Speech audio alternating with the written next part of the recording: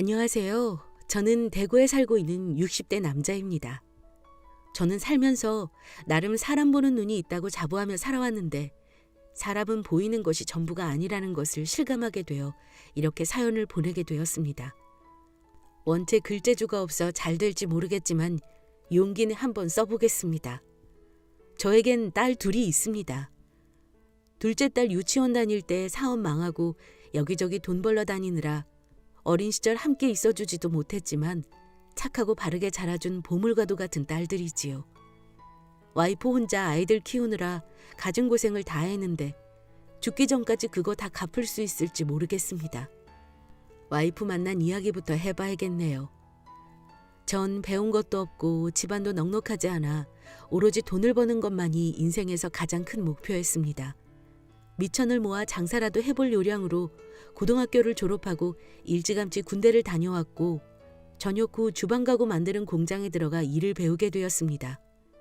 그곳에서 우리 와이프를 만났죠.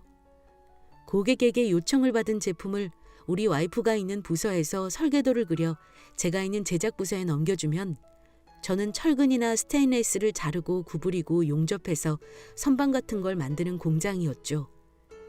일의 특성상 설계할 때 1mm라도 오차가 있으면 기껏 만들어 놓은 걸 다 폐기해야 하는 상황이 생기곤 했는데 그것 때문에 설계하는 부서와는 서로 사이가 안 좋을 수밖에 없었습니다. 저는 생산부 막내였는데 트러블이 생길 때마다 저더러 설계부에 항의하라고 올려보내는 통에 매일 저만 양쪽에서 싫은 소리 듣기 일쑤였어요. 게다가 우리 와이프는 일이 서툴렀는지 매번 실수를 하는 바람에 저희 부서에서는 미운 털이 단단히 박힌 사람이었어요. 하루는 급하게 선반 100대를 만들어야 하는데 몇 날 며칠을 밤을 새워가며 거의 만들었을 무렵에 설계 오류가 있었다며 다시 만들라고 하는데 진짜 돌아버리겠더라고요. 머리 끝까지 열이 받아 사무실에 올라가서 고래고래 소리를 지르며 윽박질렀더니 와이프가 울어버리는데 정작 울고 싶은 건 저였지만 막상 우는 모습을 보니 마음이 약해졌습니다. 비록 일주일간 잠도 못 자고 작업해 놓은 건 헛수고가 되었고 처음부터 다시 시작해야 했지만 이미 엎질러진 물인 걸 어찌할까요? 그냥 내려왔는데 그날은 사람들도 많이 지쳐있고 해서 설계팀이 회식비를 낸다고 해 회식을 가졌습니다. 술이 한두 잔 들어가다 보니 처음으로 이런저런 이야기도 주고받고 했습니다. 싸울 때 빼곤 마주칠 일이 없던 터라 사석에서 처음 마주하니 느낌이 새롭더라고요. 알고 보니 나이도 동갑이었고 아깐 소리 질러서 미안했다고 사과하는데 자기 때문에 너무 미안하다며 일이 서툴러 너무 힘들다며 눈물을 글썽이더라고요. 참 술이 한 잔 들어가서 그런가 그 모습이 참 귀여웠습니다. 나이는 동갑이었지만 조망만한 체구에 동그란 얼굴, 어디 가서 고등학생이라고 해도 믿겠더군요. 막내라 눈치도 보이고 술자리에서도 이리저리 불러다니며 심부름을 해야 해서 더 이상 이야기를 할 수는 없었지만 제 눈은 계속해서 와이프를 찾고 있었습니다. 예나 지금이나 나이 먹은 사내놈들이 젊은 여자들한테 찝적대는 건 매한가지라 옆에 과정놈이 우리 와이프한테 계속 술을 권하는데 계속 그 앞에서 얼쩡거리며 주의를 돌리느라 애썼던 기억도 나네요. 그 후로 저는 쉬는 시간이면 괜히 볼 일도 없는 사무실에 들리곤 했습니다. 그게 티가 많이 났던지 어느 날 사무실에 올라갔더니 설계부 과장님이 준교씨 또 왔어? 우리 정혜씨 울리려고 온 거야? 보고 싶어서 온 거야? 하고 놀리시더군요. 와이프는 얼굴이 빨개져서 고개만 푹 숙이고 있는데 저도 제가 왜 그랬는지 모르겠지만 보고 싶어서 왔습니다! 하고 소리를 버럭 질러버렸어요. 우리 정혜씨 이제 어떡할 거냐고 책임지라고 놀려대는데 그 모습이 얼마나 보기 싫던지 책임지겠습니다. 책임지면 되잖아요. 라고 해버렸습니다. 나중에 물어보니 와이프도 제가 싫지는 않았는데 그때 밀어붙이는 모습을 보곤 저한테 빠졌다고 하더라고요. 요즘도 딸들이랑 모일 때면 그때 네 아빠가 말이다 하며 그때 이야기를 하는데 딸들이 놀려대는 통에 그 이야기만 나오면 자리를 피하곤 합니다. 그렇게 우리는 사내 연애를 시작했어요. 둘 다 막내들인지라 티를 낼 수는 없었지만 가끔가다 부딪히는 눈빛만으로도 가슴이 설레더군요. 저는 남자 기숙사, 와이프는 여자 기숙사에서 생활을 하는 바람에 밤에 데이트다운 데이트 한 번도 못 해봤지만 몰래 몰래 숙소를 빠져나와 함께 벤치에 앉아 별도 보고 뽀뽀도 하고 그렇게 사랑을 키워갔습니다. 책임지겠다고 큰소리 뻥뻥 쳤지만 저 역시 연애는 한 번도 못 해본 쑥맥에다 요즘 말하는 모태솔로였기에 첫 키스를 하기까지는 석 달이 넘게 걸렸는데 어느 날 기대하던 첫 키스를 하게 되었습니다. 근데 이 여자가 영화에서 봤다며 먼저 들이대는데 이게 엄청 능숙한 게 처음부터 리드당한 탓에 지금까지 리드당하며 살고 있습니다. 전 첫 키스였는데 와이프는 왠지 처음이 아닌 것 같은 느낌에 진짜 처음이냐고 물어봤다가 지금까지 구박받고 있네요. 시간이 지나 우리 둘의 연애는 모든 회사 사람들이 다 알 정도가 되었고 어느덧 한 5년 정도의 시간이 흘렀을 땐 실수 하나에 눈물을 쏟던 여린 막내 여직원은 어디 가고 현장 사람들을 쥐잡듯 잡아대는 독사 이대리가 있더군요. 아니 설계를 똑바로 하면 뭐해요. 백날 만들어봤자 분량남은 다 적잔데 제작부로 올라오세요.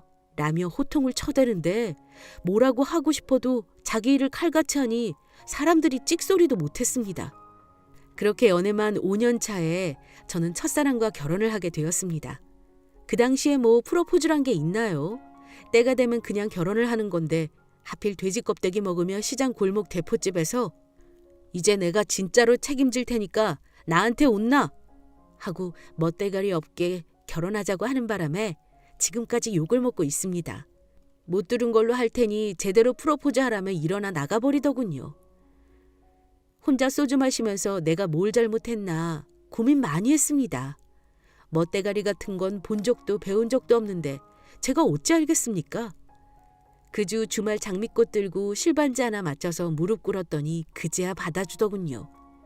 결혼 승낙을 받으러 처가에 인사를 드리러 갔는데 절에 가면 입구에는 사천왕상같이 생기신 아버님이 곧바로 술부터 주시더군요. 그렇게 무릎 꿇고 앉아 옛날 소주 4홉짜리를 6병 넘게 마시는 동안 말 한마디 없으시던 분이 한숨을 푹 쉬시며 울리지만 말거라 하시는데 울렸다간 제가 울 것 같아서 알겠다고 명심하겠다고 한 것까진 기억이 났는데 일어나 보니 그 다음 날이더군요. 정신 차리고 아침부터 소주 4병을 주시고는 장인어른이 됐다 쓸만하다 이제 가라 하셨어요. 그렇게 조금 늦은 나이에 결혼 생활을 시작하게 됐습니다. 와이프랑 저 둘 다 30살이었으니 당시 기준으로는 늦은 편이었죠. 와이프도 저도 열심히 일했고 둘 다 승승장구했습니다. 와이프는 그 당시 여직원으로는 정말 드물게 부장까지 진급을 했고 저도 제 분야에선 나름 실력을 인정받고 있었어요. 저는 남은 시간에는 혼자 제품을 개발해 보려는 많은 노력을 했었는데 설계 전문가인 와이프가 옆에서 도와주니 데이트 겸 개발 겸 해서 연구한 게 벌써 특허가 4개나 되어 있었습니다. 그 사이 큰딸은 벌써 유치원생이 되어 있었고 와이프는 둘째를 임신한 상태였어요. 그 당시에 주말도 없이 일하면서 아이 키우고 집안일에 진급까지. 지금 생각해도 와이프는 정말 대단한 사람이었습니다. 하지만 전 아이가 점점 커가고 둘째도 생기니 점점 조바심도 나고 욕심이 생기더군요. 중소기업의 특성상 아무리 열심히 해도 진급이나 연봉에도 한계가 있었고 이제 제가 개발한 제품을 만들어보고 싶다는 욕심이 생겼어요. 와이프에게 배운 설계 실력도 이미 혼자서도 충분히 할 정도가 되었고요. 제 사업을 해보고 싶다는 생각이 강해져 결국 전 다니던 회사를 그만두고 사업을 시작했습니다. 모든 사업이 다 그렇듯 처음엔 참 쉽지 않았습니다.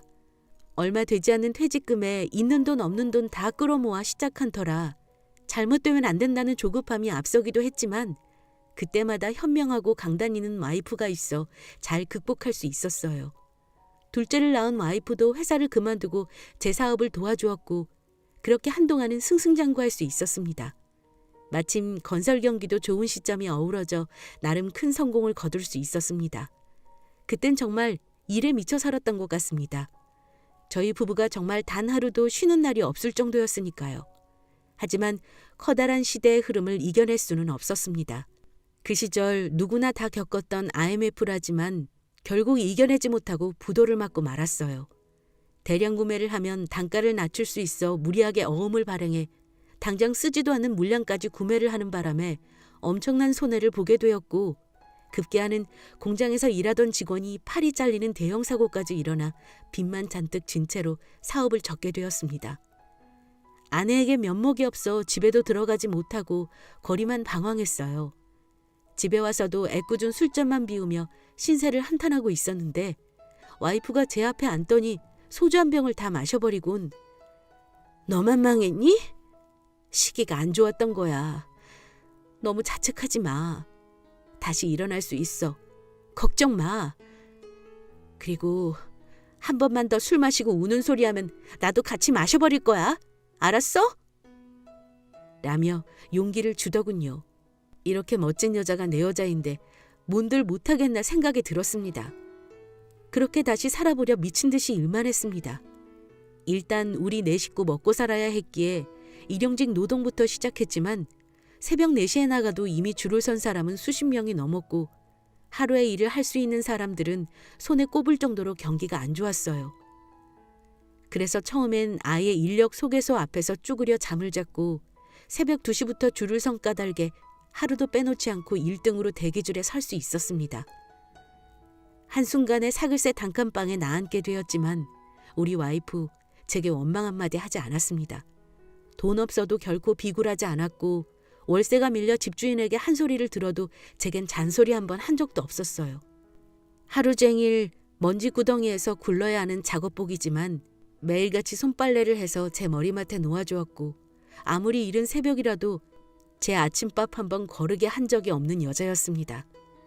당시 저에게 일자리를 주시던 현장 소장님이 계셨는데 저를 눈여겨보셨는지 많은 도움을 주셨어요.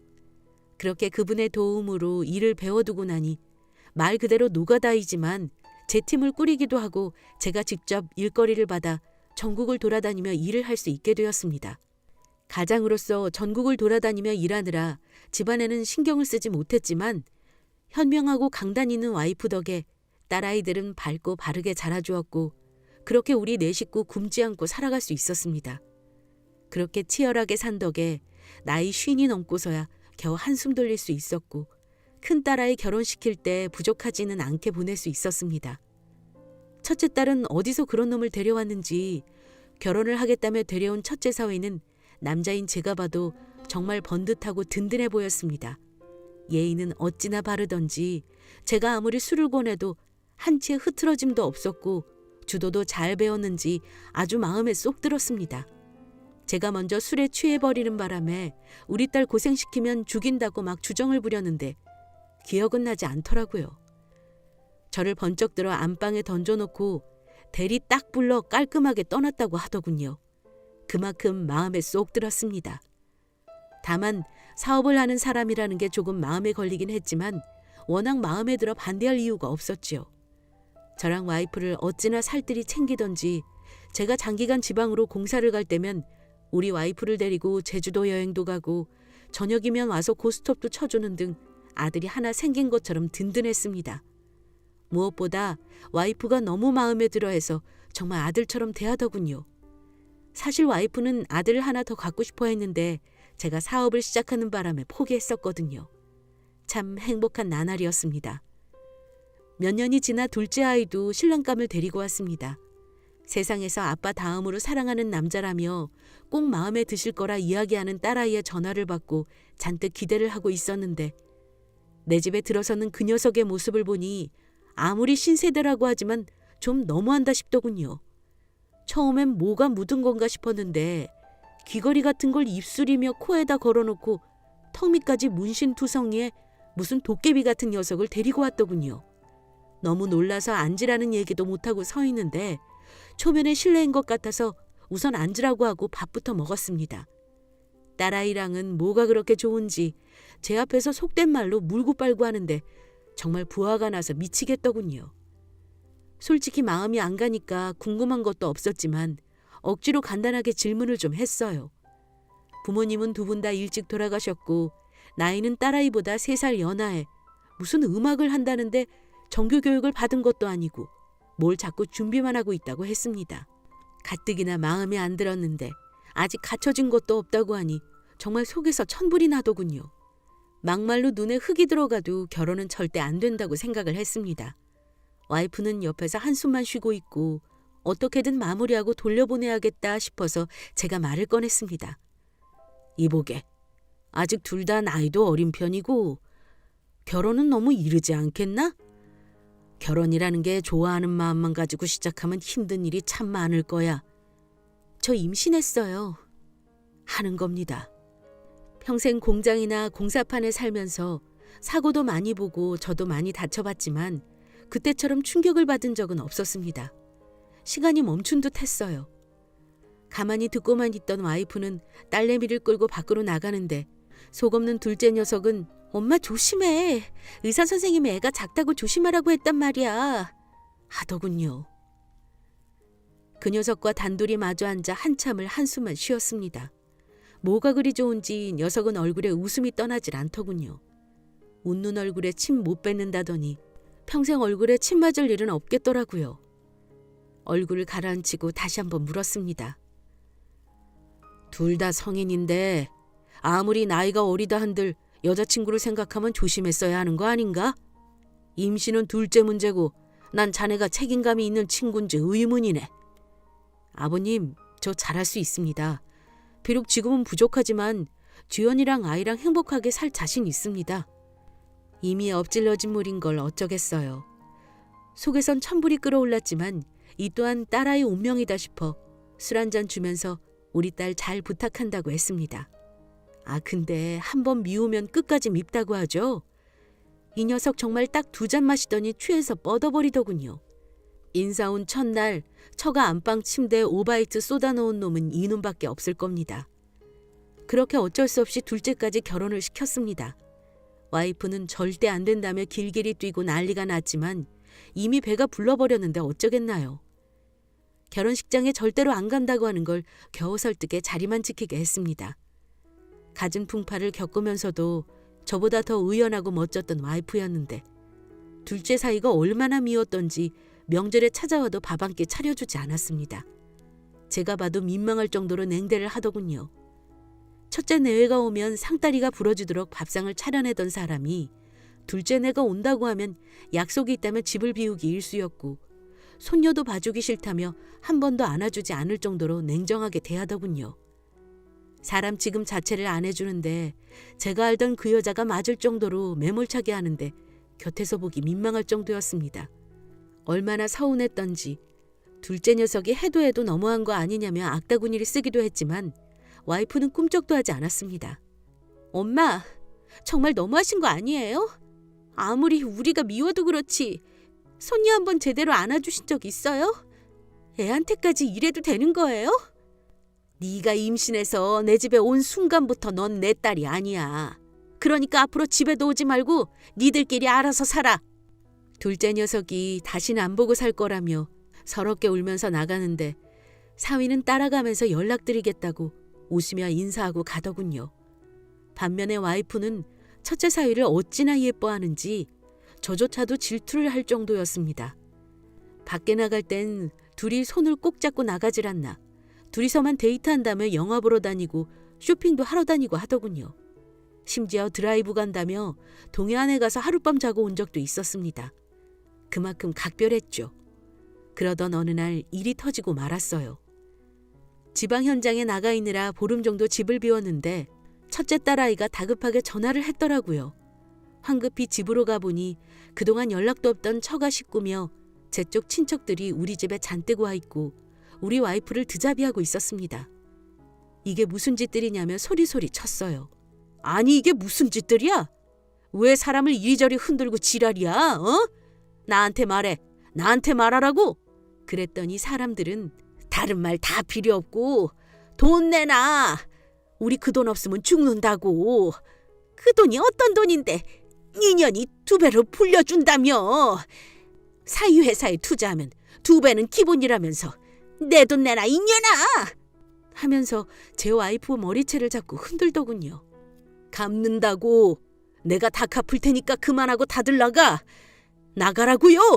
내가 다 갚는다고 각서를 써주고 겨우 상황을 진정시킨 후 딸아이에게 자초지정을 물어봤습니다. 정말 충격이더군요. 밑바닥까지 떨어져 봤던 저도 정신을 못 차릴 정도였습니다. 딸아이는 아빠, 그 사람이 지금까지 투자회사 다닌다고 했던 거 다 거짓말이었어요. 지금까지 돈 벌었던 거 다 사기친 돈이었고 사기 전과도 있대요. 우리 이제 어떡해요? 라며 주저앉아 울어버리는데 저도 다리에 힘이 풀려 주저앉고 싶더군요. 침착하자 생각하면서 어찌된 일인지 알아보니 첫째 사위란 놈은 이미 외국으로 도망간 후였고 결혼 전 사기 전과 시범에 결혼까지 한 적이 있더군요. 문제는 그 자식이 이자를 높게 쳐준다며 우리 와이프를 꼬드겨 우리 집 재산은 물론이고 와이프 일가 친척에 아는 사람들의 돈까지 모조리 끌어모아 도망가 버렸다는 겁니다. 지난 3년간 돌려막기로 이자를 충분히 주었던 탓에 와이프는 사위를 철석같이 믿고 많은 사람들에게 대출까지 권유해가며 돈을 빌려다 갖다 주었다네요. 믿을 수가 없어 제 귀를 의심했습니다. 사업이 망했을 때도 이렇지는 않았는데 다시 한번 모든 걸 잃게 되니 정말 삶의 의욕 자체가 없었습니다. 이미 처가며 제쪽이며 친척들 돈까지 다 날리게 된 마당에 어디 도움을 청할 것도 없더군요. 제 집은 이미 넘어갔고 저까지 신용불량자가 되어 있었습니다. 자리를 깔고 앉아 누운 와이프는 하염없이 울기만 했죠. 불행은 그게 끝이 아니더군요. 제가 현장을 마무리하러 지방에 내려간 사이 사위놈을 찾겠다며 추운 겨울에 길거리를 헤매던 와이프는 뇌출혈로 쓰러져 거의 식물인간이 되어버렸습니다. 병원에 누워있는 와이프를 보니 정말 피눈물이 흐르더군요. 깨어난다고 해도 정상으로는 돌아갈 수 없다고 했습니다. 하루 20-30만에 달하는 치료비도 제 목을 죄어오더군요. 그때 병실 문이 열리고 누군가가 들어왔습니다. 그 사람은 바로 우리 부부가 사람 취급도 하지 않았던 둘째 사위였어요. 아버님, 소식 들었습니다. 진작에 연락 주시지 그러셨어요. 처형한테 전화 받았습니다. 지연이는 이따가 올 거예요. 일단 저랑 식사부터 하시죠. 밥을 먹으면서도 사위 보기 민망하기도 하고 잊혀지가 황망하여 밥이 코로 들어가는지 입으로 들어가는지도 모르겠더군요. 사위 녀석은 애써 웃으며 자기 집으로 가자고 했습니다. 아버님, 불편하시겠지만 우선 저희 집으로 가시죠. 우리 아이도 할아버지 할머니 보고 싶다고 난리예요. 다른 생각 하시지 마시고요. 제가 무슨 염치로 둘째 내를 가겠습니까? 죽어도 못 간다고 했지만 사위는 막무가내였고 둘째 딸아이는 와이프 병간호를 시작했습니다. 첫째 딸은 돈을 벌겠다며 멀리 떠났고요. 저 불편할까 봐 갖은 신경을 써주더군요. 특유의 사람 좋은 웃음과 함께요. 첫째 사위였던 놈 잡혔다는 얘기 듣고 경찰서에 찾아가서 따졌더니 재수없으니 꺼지라더군요. 저희 말고도 사기친 돈이 어마어마했습니다. 그렇게 3년이라는 시간이 흘렀습니다. 그동안 우리 둘째 놈 저한테 눈치 한 번 안 주고 지 엄마 병간호 극진히 해주었습니다. 둘째 사위는 여전히 웃으며 노래를 흥얼거립니다. 뭐가 그렇게 좋은지 저도 민폐 끼치지 않으려 열심히 현장을 돌아다니고 있어요. 빚 갚으려면 얼마나 걸릴지 모르지만 둘째 내가 열심히 보살펴준 덕에 와이프도 많이 좋아졌습니다. 우리 와이프 처음 정신을 차렸을 때 둘째 내외 보고 하염없이 눈물만 흘리더군요. 그때 우리 사위가 한마디 합디다. 어머님, 빨리 일어나셔서 저 밥 좀 차려주세요. 어머님이 해주신 밥 먹고 싶어요. 참 착한 녀석이죠. 제 옆에 와이프는 이제 더듬더듬 말도 하네요. 우리 사위 어디 갔냐고요. 이 녀석이 베풀어준 마음 다 보답할 수는 없겠지만 제가 죽는 날까지 다시 한번 열심히 살아보려 합니다. 긴 글 들어주셔서 정말 감사합니다.